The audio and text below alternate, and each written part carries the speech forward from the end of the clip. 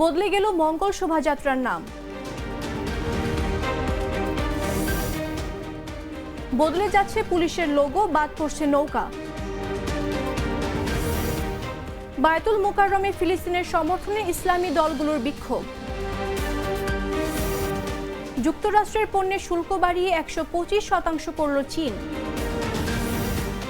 এবং 64 দল নিয়ে 2030 বিশ্বকাপ আয়োজনের প্রস্তাব কনমেবলের।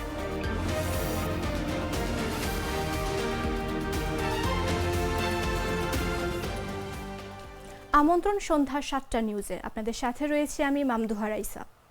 পাকা টমেটো আর সিক্রেট রেসিপির কম্বিনেশনে তৈরি প্রাউন সস, সসের বস।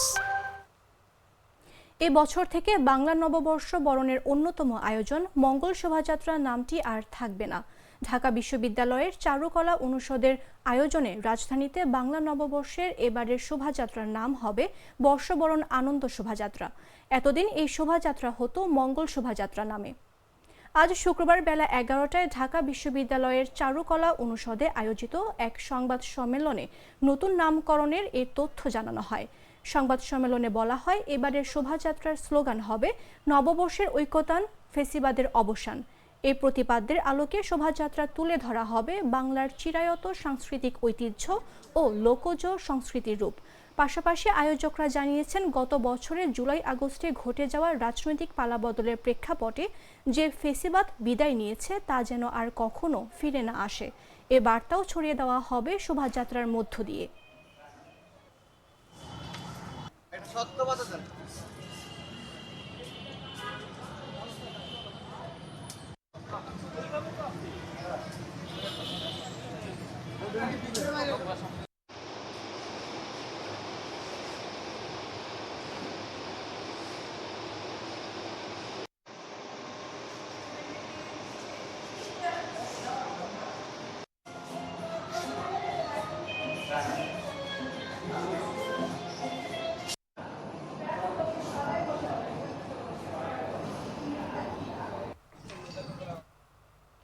রাজনৈতিক পট পরিবর্তনের পর বাংলাদেশ পুলিশের পোশাক ও লোগো পরিবর্তনের বিষয়ে আলোচনা হয়।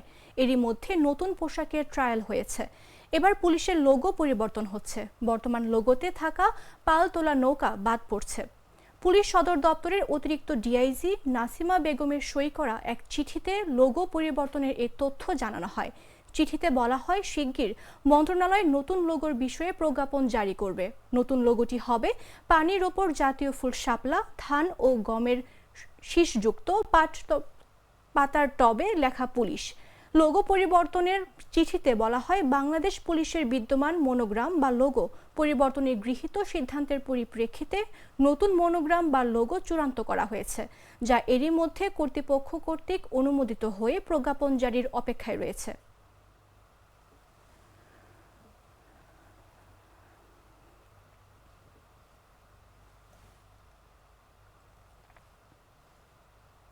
ফিলিস্তিনে ইসরায়েলের বর্বর গণহত্যার প্রতিবাদ ও স্বাধীন ফিলিস্তিনের রাষ্ট্রীয় প্রতিষ্ঠার দাবিতে জাতীয় মসজিদ বায়তুল মোকাররমে বিক্ষোভ মিছিল আয়োজন করেছে ইসলামী যুব আন্দোলনের বাংলাদেশ।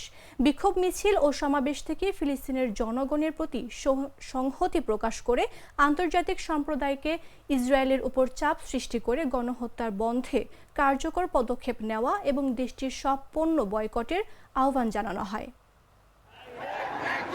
ফিলিস্তিনে বর্বর ইসরায়েলি হামলার বিচার ও ইসরায়েলি পণ্য বয়কটের দাবিতে বিক্ষোভ মিছিল করেছে ইসলামী যুব আন্দোলনের বাংলাদেশ।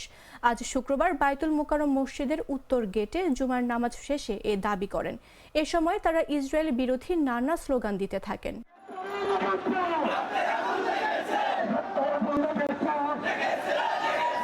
আমরা মুসলিম উম্মা এগুলো কখনো সহ্য করার মতো না, কারণ পুরো পৃথিবী মুসলমান, এক দেহ এক আত্মা।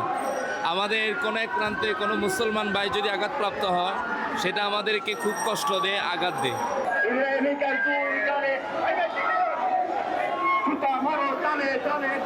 এরা পুরো বিশ্ব একসাথে জেগে উঠতে দেবো এবং ইসরায়েলের বিপক্ষে আমাদের সবাই একত্রিত হয়ে দেব।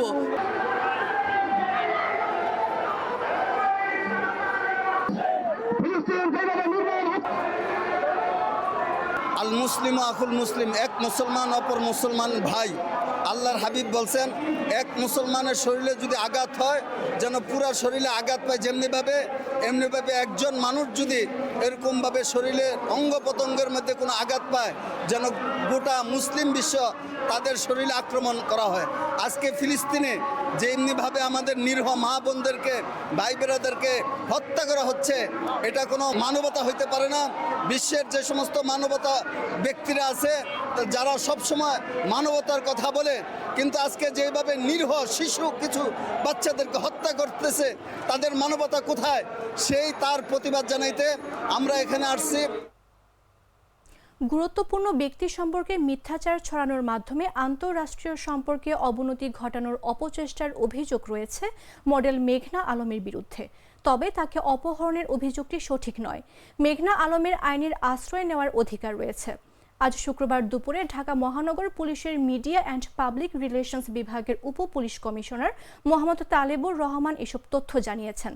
তিনি বলেন, রাষ্ট্রীয় নিরাপত্তা বিঘ্নিত করা, গুরুত্বপূর্ণ ব্যক্তি সম্পর্কে মিথ্যাচার ছড়ানোর মাধ্যমে আন্তঃরাষ্ট্রীয় সম্পর্কে অবনতি ঘটানোর অপচেষ্টা এবং দেশকে অর্থনৈতিকভাবে ক্ষতিগ্রস্ত করার ষড়যন্ত্রে লিপ্ত থাকার অভিযোগে মেঘনা আলমকে সব আইনি প্রক্রিয়া অনুসরণ করে নিরাপত্তা হেফাজতে রাখা হয়। এর আগে বৃহস্পতিবার রাতে বিশেষ ক্ষমতা আইনে মডেল মেঘনা আলমকে 30 দিনের আটকাদেশ দিয়ে কারাগারে পাঠানো হয়। ঢাকা মহানগর গোয়েন্দা পুলিশের আবেদনের পরিপ্রেক্ষিতে ঢাকার চিফ মেট্রোপলিটন ম্যাজিস্ট্রেট আদালত এই আদেশ দেন। আরএফএল ওয়্যার ড্রপ, এতে ব্যবহৃত ইনসেক্টস রিপেলেন্ট মাস্টার ব্যাচ পোকামাকড় থেকে কাপড়কে রাখে সম্পূর্ণ সুরক্ষিত। আরএফএল ওয়্যার ড্রপ, যত্নে থাকুক ভালোবাসা। ঈদের আগের তুলনায় অর্থাৎ প্রায় 2 সপ্তাহের ব্যবধানে বাজারে প্রায় সব ধরনের মাছ ও সবজির দামই কম বেশি বেড়েছে। পহেলা বৈশাখে সামনে রেখে ইলিশ মাছের দাম চলে গেছে ক্রেতাদের সাধ্যের বাইরে। অধিকাংশ সবজি বিক্রি হচ্ছে 60 থেকে 100 টাকার আশপাশে, যা আগের তুলনায় প্রায় 20 টাকা বেশি।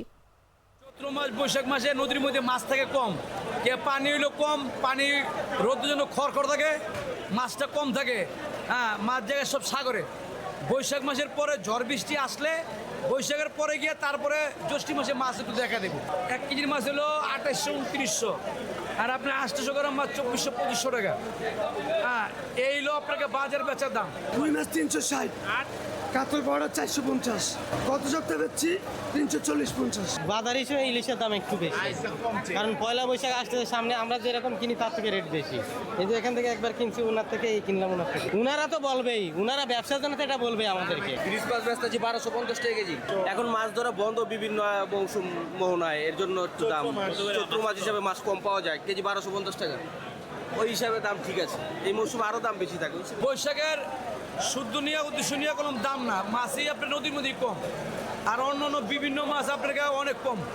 কেন আপনার মিটভাঙ্গা মাছ ভাঙ্গা বাজারে অনেক কাস্টমারই কম। পয়লা বৈশাখ হিসাবে অনেক বেশি, ডাবল দাম।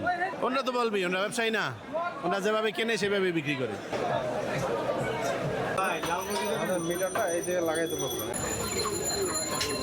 ব্রয়লার মুরগি 190 টাকা বড়টা, মাঝারি মুরগিটা 180 টাকা থেকে 85 টাকা, ছোট যে ব্রয়লার গ্রিল এইটা হলো 190-95 টাকা।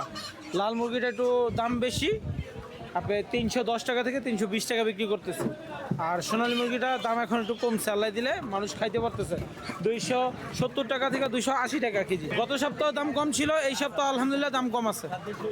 ঈদের পরে আপনার মুরগির দাম অনেক কমছে, 20 টাকা 30 টাকা কেজিতে কমছে। সাতক্ষীরার উপকূলীয় অঞ্চলের জলবায়ু ন্যায্যতা ও জলবায়ু তহবিল থেকে বাংলাদেশের জন্য সহায়তার দাবিতে ধর্মঘট অনুষ্ঠিত হয়েছে।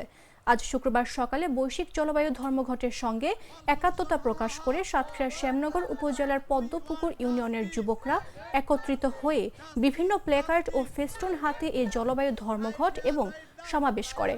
যুব স্বেচ্ছাসেবী সংগঠন সুন্দরবন স্টুডেন্ট সলিডারিটি টিমের আয়োজনে এই ধর্মঘটে অংশ নেয় শ্যামনগর উপজেলা যুব স্বেচ্ছাসেবী সমন্বয় কমিটি, সবুজ সংহতি, স্থানীয় জনগোষ্ঠী এবং বেসরকারি উন্নয়ন প্রতিষ্ঠান বার্ষিক।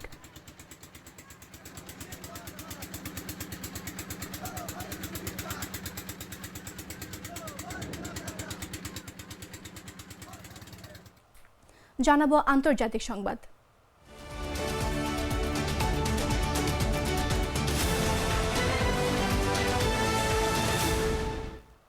চীন ও যুক্তরাষ্ট্রের চলমান বাণিজ্য যুদ্ধ আরও উত্তপ্ত হয়ে উঠেছে।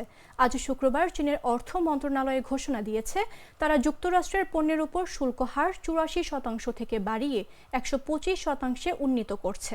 এই নতুন শুল্ক শনিবার থেকে কার্যকর হবে। চীনের প্রেসিডেন্ট শি জিনপিং ইউরোপীয় ইউনিয়নকে বেইজিংয়ের সঙ্গে একত্র হয়ে যুক্তরাষ্ট্রের একতরফা নিপীড়নের বিরুদ্ধে রুখে দাঁড়ানো আহ্বান জানানোর কয়েক ঘণ্টা পরেই এ ঘোষণা আসলো। বেইজিংয়ের বাণিজ্য মন্ত্রণালয়ের মুখপাত্র বলেন, যুক্তরাষ্ট্রের শুল্ক নীতির কারণে বিশ্ব অর্থনীতি, বাজার ও বহুপাক্ষিক বাণিজ্য ব্যবস্থাগুলোর বড় ধাক্কা খেয়েছে। এই বৈশ্বিক অস্থিরতার সম্পূর্ণ দায় যুক্তরাষ্ট্রকেই নিতে হবে। জিনপিং প্রশাসন আরও দাবি করেছে, ট্রাম্প অন্যান্য দেশের উপর শুল্ক স্থগিতের সিদ্ধান্ত নিয়েছেন চীনের চাপের ফলেই। এর আগে বৃহস্পতিবার যুক্তরাষ্ট্রের প্রেসিডেন্ট ডোনাল্ড ট্রাম্প চীনা পণ্যের উপর শুল্ক 145% পর্যন্ত বাড়িয়ে দেন।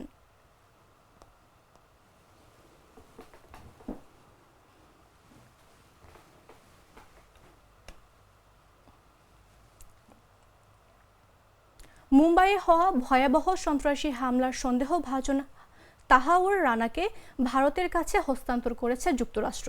রানাকে বহন করা প্লেন বৃহস্পতিবার ভারতের দিল্লিতে নামে বলে এক প্রতিবেদনে জানিয়েছে এনডিটিভি। পরে ভারতের জাতীয় তদন্ত সংস্থা এনআইএ তাকে 18 দিনের জন্য হেফাজতে নেন। 2011 সালে যুক্তরাষ্ট্রের একটি আদালত রানাকে মুম্বাই হামলার সম্পৃক্ততার অভিযোগ থেকে মুক্তি দিলেও জঙ্গি গোষ্ঠী লস্করি তৈয়বাকে সহায়তার দায়ে 2013 সালে তাকে 14 বছরের কারাদণ্ড দেওয়া হয়। স্বাস্থ্যগত কারণে 2020 সালে রানা কারাগার থেকে ছাড়া পান। ভারত প্রত্যার্পণের অনুরোধ করলে তাকে ফের গ্রেফতার করা হয়। 2008 সালের নভেম্বরে মুম্বাইয়ে ওই সন্ত্রাসী হামলায় 166 জনের প্রাণ গিয়েছিল। হামলার জন্য লস্কর তৈয়বা ও পাকিস্তানের গোয়েন্দা সংস্থাকে দায়ী করে আসছে ভারত।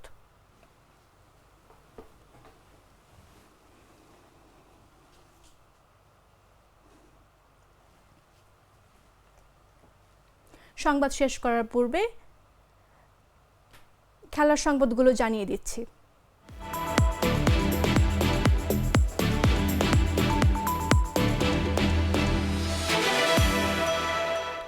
2030 আয়োজন করা হবে ফিফা ফুটবল বিশ্বকাপের 24তম সংস্করণ।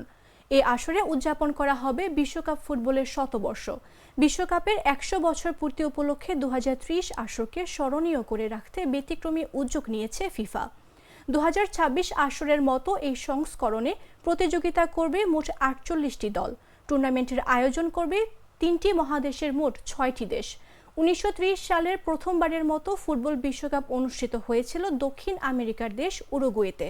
2030 আসরেও উদ্বোধনী ম্যাচগুলো হবে দক্ষিণ আমেরিকায়। তবে একক কোনো দেশ নয়, ভাগাভাগি করে তা আয়োজন করবে 3টি দেশ, আর্জেন্টিনা, প্যারাগুয়ে ও উরুগুয়ে।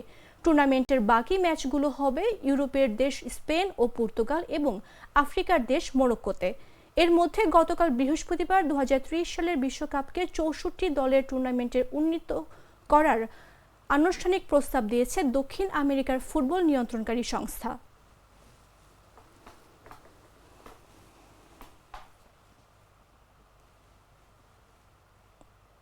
সংবাদ শেষ করার পূর্বে শিরোনামগুলো জানিয়ে দিচ্ছে আরও একবার।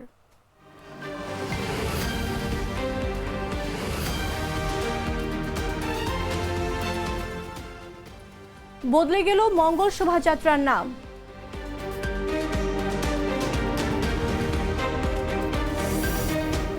বদলে যাচ্ছে পুলিশের লোগো, বাদ পড়ছে নৌকা।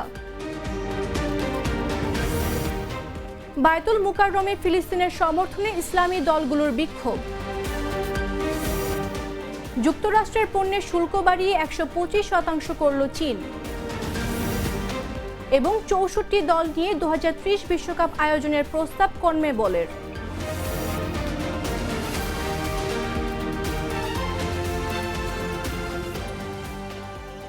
দর্শক, এই ছিল এখনকার মতো। এতক্ষণ সঙ্গে থাকার জন্য ধন্যবাদ সবাইকে।